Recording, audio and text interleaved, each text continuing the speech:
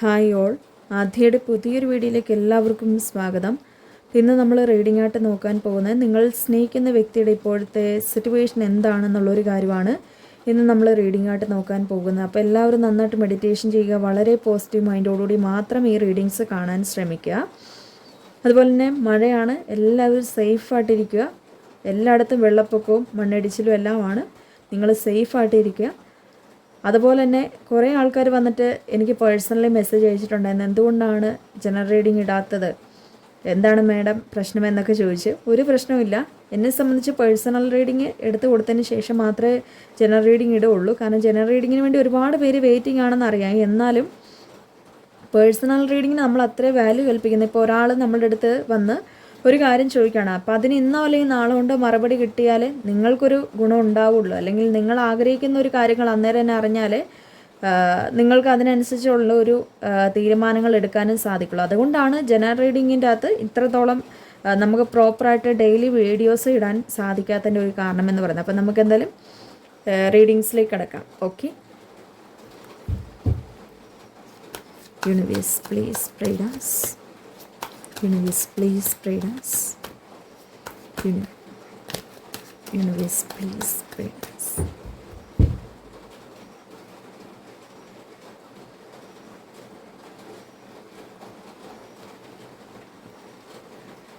Four,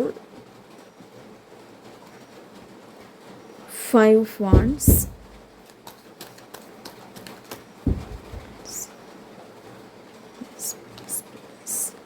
the hanged man,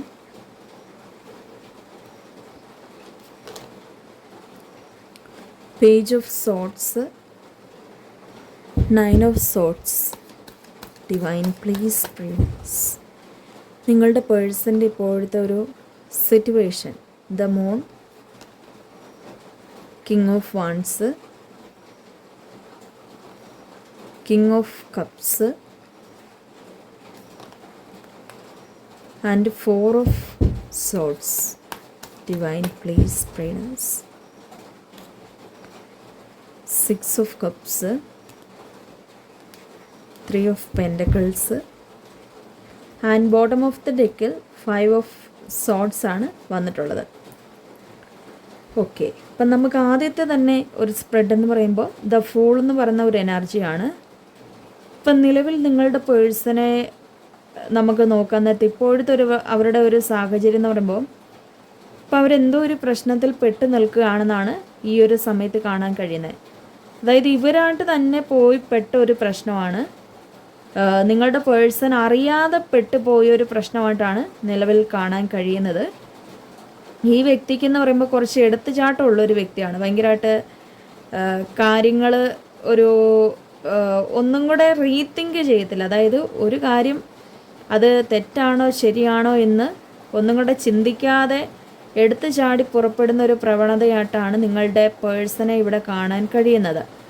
അപ്പോൾ അങ്ങനെയുള്ള ഒരു വ്യക്തി ആയതുകൊണ്ട് ഇപ്പം നിങ്ങളുടെ കൂടെ ഇരുന്നൊരു സമയത്ത് പോലും, നിങ്ങളുടെ റിലേഷൻഷിപ്പിൽ ഉണ്ടായിരുന്ന ഒരു ടൈമിൽ പോലും ഈ ഒരു പേഴ്സണെ അടുത്ത് നമ്മൾ പല കാര്യങ്ങൾ പറഞ്ഞു കൊടുത്തിട്ടുണ്ടെങ്കിലും പക്ഷേ പല കാര്യങ്ങൾക്കും ഒരു ചെവി തരാത്ത ഒരു സ്വഭാവമായിട്ടാണ് ഇവരെ കാണാൻ കഴിയുന്നത്. കുറച്ച് എടുത്തുചാട്ടമുള്ളൊരു വ്യക്തിയാണ്. ചിലപ്പോൾ നിങ്ങളുടെ റിലേഷൻഷിപ്പിൽ ഒരുപാട് പ്രശ്നങ്ങൾ ഉണ്ടായിട്ടുള്ളത് പോലും ഈ ഒരു എടുത്തുചാട്ടത്തിൻ്റെ പേരിൽ തന്നെയാണെന്നാണ് കാണാൻ കഴിയുന്നത്. അതായത് ഇവരെ എടുത്തു ചാടി ഓരോ പ്രശ്നത്തിൽ ചെന്ന് ചാടും. അതിൻ്റെ അകത്തൊക്കെ പരിഹാര മാർഗങ്ങൾ ഒന്നില്ലേ കൊണ്ടുവരിക അല്ലെങ്കിൽ പരിഹരിക്കുക ചെയ്യുന്നത് നിങ്ങളാണ്. ഇപ്പം നിലവിൽ നിങ്ങളില്ലാത്ത ഒരു സമയമാണ്, അല്ലെങ്കിൽ നിങ്ങൾ പറഞ്ഞ് മടുത്തിട്ടുണ്ടായിരിക്കാം, അല്ലെങ്കിൽ ഈ പേഴ്സൺ നിങ്ങളറിയാതെ ചെന്ന് ചാടിയിട്ടുള്ള ഒരു വ്യക്തിയായിട്ടാണ് ഇവിടെ കാണാൻ കഴിയുന്നത്. പക്ഷേ ഇപ്പം ഈ ഒരു പേഴ്സണ് അത് റിയലൈസ് ആയിട്ടുണ്ട്. എന്ന് വെച്ചാൽ ഇപ്പം അത് മനസ്സിലാക്കാൻ സാധിച്ചിട്ടുണ്ട്. ചിലപ്പോൾ ഇപ്പം നിങ്ങൾ വാർണിംഗ് ചെയ്തായിരിക്കാം ഇതിൻ്റെ അകത്തേക്ക് പോവരുത്, അല്ലെങ്കിൽ ആ ഒരു പ്രശ്നത്തിലേക്ക് പോവരുതെന്ന്. പക്ഷെ ആ ഒരു പേഴ്സൺ ഇപ്പം പോയി പെട്ട് കഴിഞ്ഞപ്പോഴാണ് യഥാർത്ഥത്തിൽ അവർ മനസ്സിലാക്കിയിരിക്കുന്നത് താൻ ചെയ്തത്, അല്ലെങ്കിൽ അവർ മനസ്സിലാക്കിയിട്ടുണ്ടോ എന്ന് ചോദിച്ചാൽ തീർച്ചയായിട്ടും ഉണ്ട്. താൻ ചെയ്തത് തെറ്റാണെന്ന് ഇപ്പോൾ ഈ പേഴ്സൺ മനസ്സിലാക്കിയിട്ടുണ്ടെന്നാണ് കാണിക്കുന്നത്. അപ്പം ഇവിടെ ഡിവൈൻ പറയുന്നത് നിലവിൽ ഈ ഒരു പേഴ്സൻ്റെ ലൈഫിൽ വലിയൊരു പ്രശ്നം നടന്നുകൊണ്ടിരിക്കുന്ന ഒരു സമയമാണ്. അതായത് ചിലപ്പം നിങ്ങളുടെ ഈ ഒരു പ്രണയബന്ധത്തെ ചൊല്ലി തന്നെയായിട്ടാണ് ഇവിടെ കൂടുതലായിട്ടും കാണുന്നത്. ഇപ്പം നിങ്ങളുടെ പേഴ്സൺ നിങ്ങളെ സ്നേഹിച്ചത് എന്തായാലും ആത്മാർത്ഥമായിട്ടാണ്. കാരണം കിങ് ഓഫ് കപ്സ് വന്നിട്ടുണ്ട് ആൻഡ് കിങ് ഓഫ് വാൺസും ഒരുമിച്ചാണ് വന്നിരിക്കുന്നത്. ഈ ഒരു വ്യക്തി എന്ന് പറയുമ്പോൾ യഥാർത്ഥത്തിൽ ഭയങ്കരമായിട്ട് സ്നേഹിച്ച് തന്നെയാണ് നിന്നിട്ടുണ്ടായിരുന്നത്. ഭയങ്കരമായിട്ട് അവർക്ക് ഭയങ്കരമായിട്ടൊരു സ്നേഹമുള്ള ഒരു പേഴ്സണായിട്ടാണ് ഇവിടെ കാണാൻ കഴിയുന്നത്. അല്ലാതെ ഇവർക്ക് ഒരു സ്നേഹമില്ലാത്തൊരു വ്യക്തിയല്ല. നിങ്ങളെന്ന് പറയുന്ന ഒരു പേഴ്സണുമായിട്ട് മുന്നോട്ട് പോകാൻ അവർ തീർച്ചയായിട്ടും ആഗ്രഹിക്കുന്ന ഒരു വ്യക്തിയാണ്. പക്ഷേ ഈ ആഗ്രഹമെന്ന് പറയുന്നത് അവരുടെ എടുത്തുചാട്ടമോ അല്ലെങ്കിൽ അവരുടെ ആ ഒരു കുഞ്ഞ് ചൈൽഡിഷ് ബിഹേവിയർ കാരണം ഈ ബന്ധത്തിൽ ഇപ്പോൾ പ്രശ്നങ്ങൾ വന്നിരിക്കുന്നു എന്നാണ് നിലവിലത്തെ ഒരവസ്ഥയിൽ ഈ ഒരു റീഡിങ്ങിലത് കാണാൻ കഴിയുന്നത്. അപ്പോൾ ഈ ഒരു പേഴ്സണെ സംബന്ധിച്ച് നിങ്ങളെ ഭയങ്കരമായിട്ട് സ്നേഹിക്കുന്നുണ്ട്. പക്ഷെ ആ ഒരു സ്നേഹമെന്ന് പറയുമ്പം ഭയങ്കര കരകവിഞ്ഞ് പോയിരിക്കുന്നു. ആ ഒരു സ്നേഹം നിങ്ങൾക്ക് അവരെ മനസ്സിലാക്കാൻ പറ്റും. ആ ഒരു പേഴ്സൺ നമ്മൾ ഒരുപാട് സ്നേഹിക്കുന്നുണ്ട്. അവർക്ക് നിങ്ങളില്ലാതെ പറ്റത്തില്ല എന്നുള്ള ഒരു രീതിയായിട്ടാണ് ഇവരെ നമുക്കിവിടെ കാണാൻ കഴിയുന്നത്. നിങ്ങളുമായിട്ട് മുൻപോട്ട് പോകുള്ളൂ, അല്ലെങ്കിൽ എന്തൊക്കെ പ്രശ്നങ്ങളുണ്ടെങ്കിലും ഇവിടെ ഞാൻ നല്ല രീതിക്ക് മുന്നോട്ട് പോകുമെന്നാണ് ഈ പേഴ്സൺ ഇപ്പോഴും ചിന്തിക്കുന്നത്. അല്ലാതെ ഈ ബന്ധത്തിൽ നിന്നും ഒരടി പിന്മാറി നിൽക്കുന്ന ഒരു പേഴ്സണായിട്ട് ഇവരെ നമുക്ക് കാണാനേ കഴിയുന്നില്ല. അപ്പോൾ ഇവരെ സംബന്ധിച്ച് ശരിക്കും പറഞ്ഞാൽ ഈ ബന്ധത്തിൽ ചിലപ്പോൾ ഈ ബന്ധത്തെ ഒരുപാട് ആൾക്കാർ എതിർത്തിട്ടുണ്ടായിരിക്കാം. അതായത് ഇപ്പം വിവാഹ അഭ്യർത്ഥനയായിട്ട് വന്നിട്ടുള്ള ഒരു പേഴ്സൺ ആവാം, ചിലപ്പം എന്തെങ്കിലുമൊക്കെ ഒരു കാരണങ്ങൾ കൊണ്ട്, അതായത് ചിലപ്പം കാസ്റ്റ് ആവാം, അല്ലെ പേരൻസിൻ്റെ ഇഷ്ടക്കുറവുകൾ കൊണ്ടാവാം, അല്ലെങ്കിൽ ഇപ്പം ഏജ് ഡിഫറൻസ് ആവാം, വയസ്സിന് വ്യത്യാസം ഉണ്ടാവാം, അല്ലെ എന്തൊക്കെ ഒരു പേരിൽ നിങ്ങൾ രണ്ടുപേരും ഈ ഒരു ബന്ധം നടക്കാതിരുന്നതായിട്ടാണ് കാണിക്കുന്നത്. പക്ഷെ നിങ്ങൾ തമ്മിൽ ഒരു സീക്രട്ടായിട്ടുള്ളൊരു റിലേഷൻഷിപ്പ് ഇവിടെ നിലനിർത്തിയിട്ടുണ്ടായിരുന്നു. അതായത് ആരും അറിയാതെ ഈ ബന്ധം നിലനിർത്തിയിട്ടുണ്ടായിരുന്നു. പക്ഷെ അതിൻ്റെ പേരിലാണ് ഇപ്പം നിങ്ങളുടെ പേഴ്സൺ, അതായത് ഒന്നില്ലെങ്കിൽ നിങ്ങളുടെ മെസ്സേജ് അവരുടെ ഫാമിലി കണ്ടിട്ടുണ്ടായിരിക്കാം, നിങ്ങളെ കോള് വിളിക്കുന്നത് അവരുടെ ഫാമിലിക്ക് മനസ്സിലായിട്ടുണ്ടായിരിക്കാം. പിന്നെ അതുപോലെ തന്നെ എക്സ്ട്രാ മാരിറ്റൽ അഫെയർ ആയിട്ടുള്ള ആൾക്കാരുടെ കാണാൻ കഴിയുന്നുണ്ട്.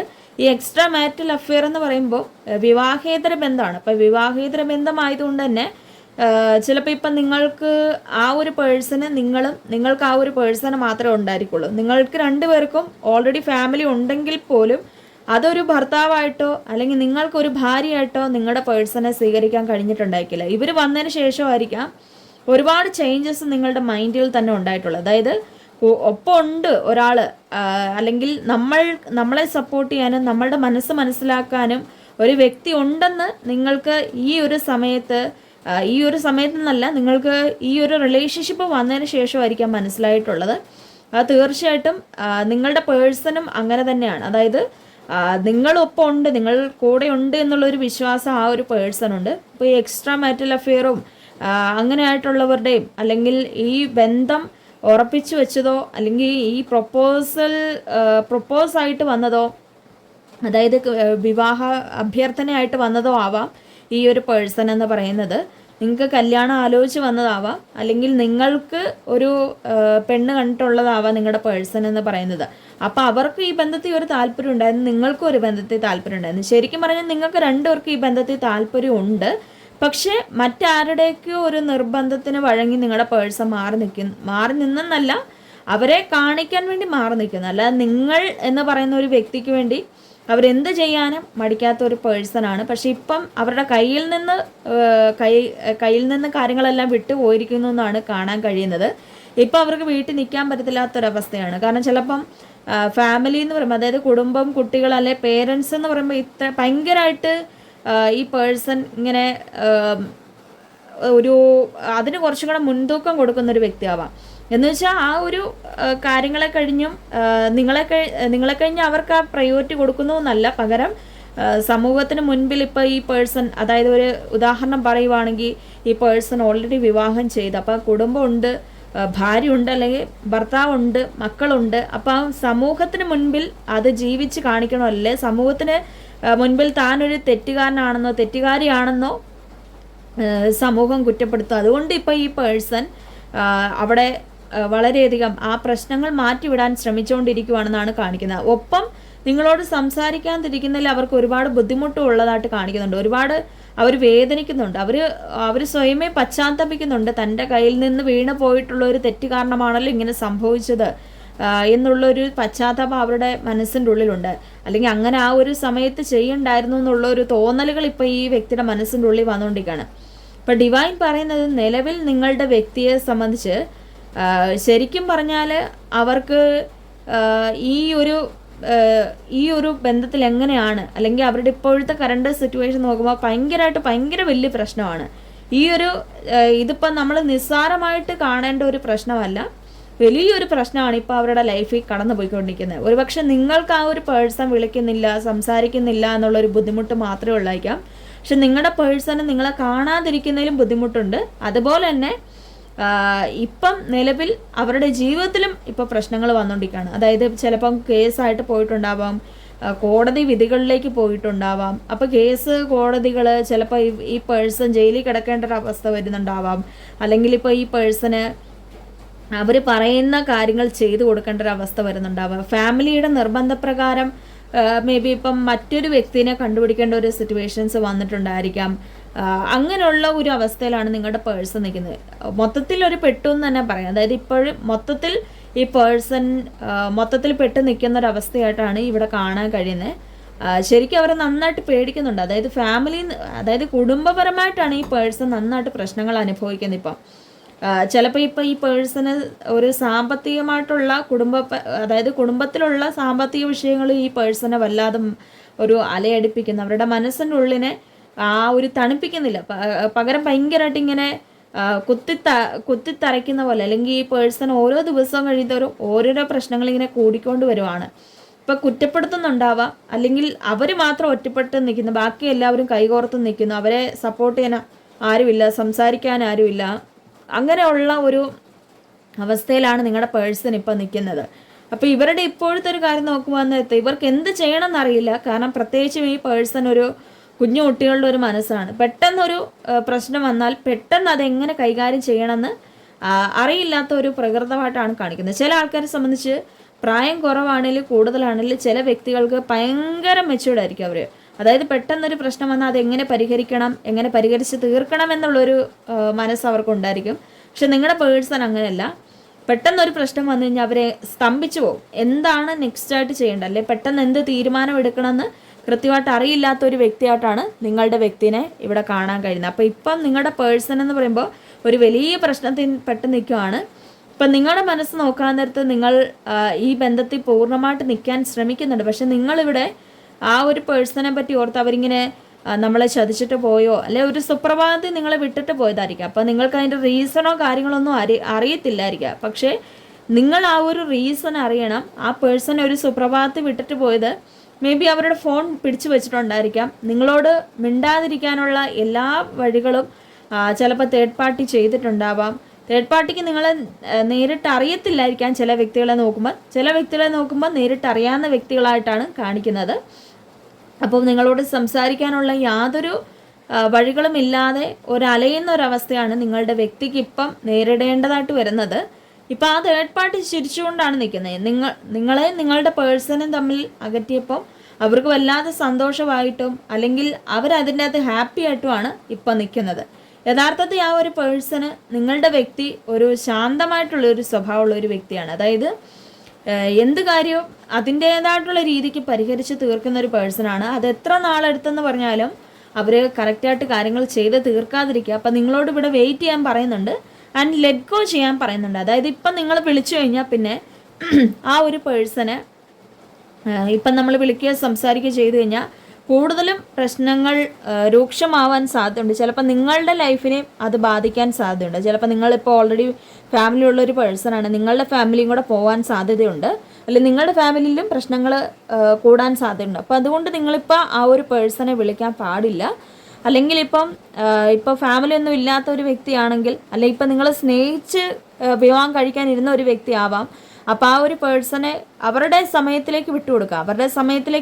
എന്ന് പറയുമ്പോൾ ഞാൻ നേരത്തെ പറഞ്ഞ പോലെ അവർ പെട്ടെന്നൊരു സഡനായിട്ടുള്ള ഒരു ആക്ഷൻ എടുക്കത്തില്ലാത്തൊരു വ്യക്തിയാണെങ്കിലും പതുക്കെ ഒരു ആക്ഷൻ എടുത്താലും അത് നല്ല ഒരു തീരുമാനമായിട്ടേ എടുക്കുകയുള്ളൂ. അതായത് സ്ട്രോങ് ആയിട്ടുള്ളൊരു കമ്മിറ്റ്മെൻറ്റിൽ തന്നെ പിന്നീട് ഈ പേഴ്സൺ വരുള്ളൂ. അപ്പോൾ അതുകൊണ്ട് നമ്മളിപ്പം താൽക്കാലികമായിട്ട് മാറി നിൽക്കുക. ആ പേഴ്സണെ ബ്ലോക്ക് ആക്കുകയൊന്നും ചെയ്യേണ്ട കാര്യമില്ല.